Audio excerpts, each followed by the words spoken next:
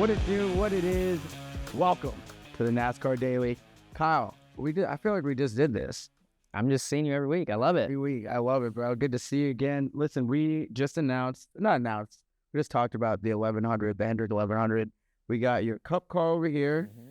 We got the Indy car over here. It looks a lot. That papaya scheme is looking pretty good this year. Yeah, I love it. It looks great. Tied in a little bit of black to it.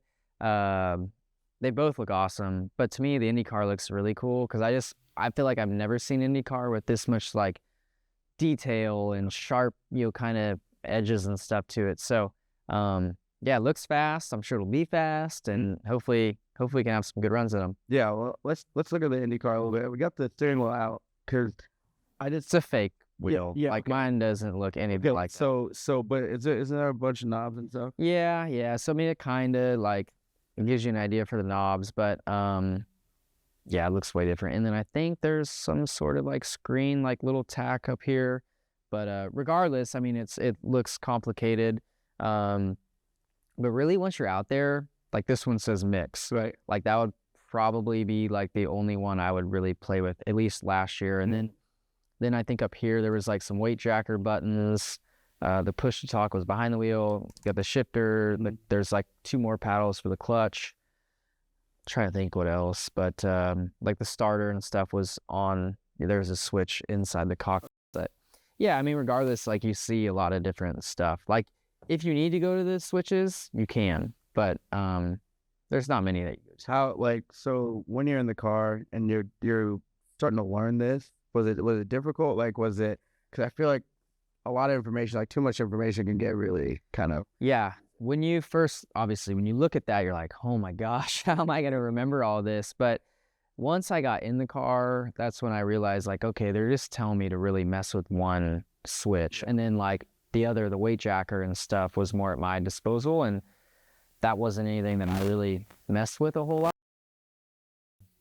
Yeah, I just focused on driving. And if they told me to move a number, I would. Try to make sure you don't mess it up. Oh, you talked about in the car, and when we look at the Indy cars, the view. Yeah. I mean, you used to kind of a small view, right, with the sprint cars and their stuff.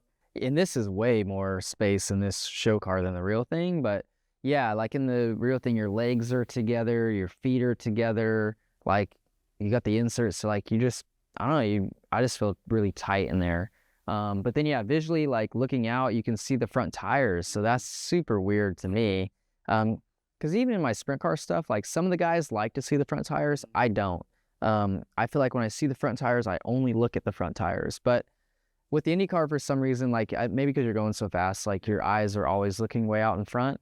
But yeah, it's a bit odd at first, but I don't know. It was all fine. Once you get in it, it's probably like yeah. You like overthink a lot of things the first run, but once you like once you just have more time in the seat, like it all just becomes like you're just more aware of like the size and the surroundings of your car. We were talking about it. You ran the first, what was after you did your first test or whatever at Indy. Now, like, what's one thing that you really like noticed? You like the speed, like when you got to the wall and you start ripping like 215 and you start realizing how fast is that, like that really stood out to you? Yeah. Like, when you're not paying attention to the wall, yeah, it doesn't feel any faster than this. Yeah, I know you're going faster, but I think because these have so much grip, it doesn't feel crazy. But there was times I'd like drive and I'm like glance at the wall, I'm like, dude, we're ripping right now. So don't hit the wall. Yeah, but yeah, it's crazy. Like qualifying, you're like 245, I think, or so. I don't know how it'll be with the hybrid. I don't know if it's faster or slower, but it doesn't feel 50 mile an hour faster. And you said the racecraft are very similar, like the way the race is run. Yeah, not all that different, which I think people would be surprised. Yeah, the kind of, I feel like NASCAR has really transitioned style of racing. Shorter sidewall tires, so like the edginess of the car, the fuel load that we carry, the pit stops, the single lug, they're quicker. So like, you're trying to manage your fuel burn and stuff. So when to go, when to push, all that. it's really similar. I didn't really feel like there was much different to running the Indy 500 than running the Brickyard 400 or running really any NASCAR race. What's the going back now that you get to do it for a second time? Obviously, we're gonna not speed on pit road, so Yeah. we should be. But what's the one thing that you're gonna focus in on to make sure that you're crossing that T and dotting that I? I think I was well prepared for the race. I felt like I was ready to go. Nothing was too surprising ever. After living through the race, I would probably look for a little different balance in like the practice days. I felt like I was so tight in traffic, as everybody is, that, you know, maybe if I got a little bit more kind of front turn balance in throughout practice, I would have been a little bit more on offense in the race. But I think last year I was just like, I just want like a comfortable balance. Like, let's just finish this race and not have any sketchy moments. And I was fine with that. But I think if you really want to contend, you need to be a little bit better in traffic.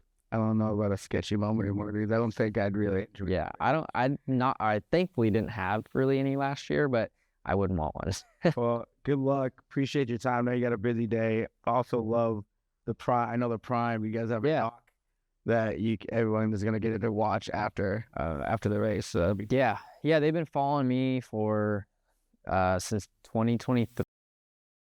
Announced it. It was really a 2 year. Now it's gonna Dude, it's been a lot. It's been a lot. And they've got tons of footage, so I'm excited to kind of see how it turns out. I'm excited to have fans follow along and get to live in the experience that I've gotten to live in, and really see my kids grow up too in it. You know, they've been in it for a couple years, so kids grow quickly in 2 years. So like Cooper was like a newborn, you know, when it started. Now he's crazy.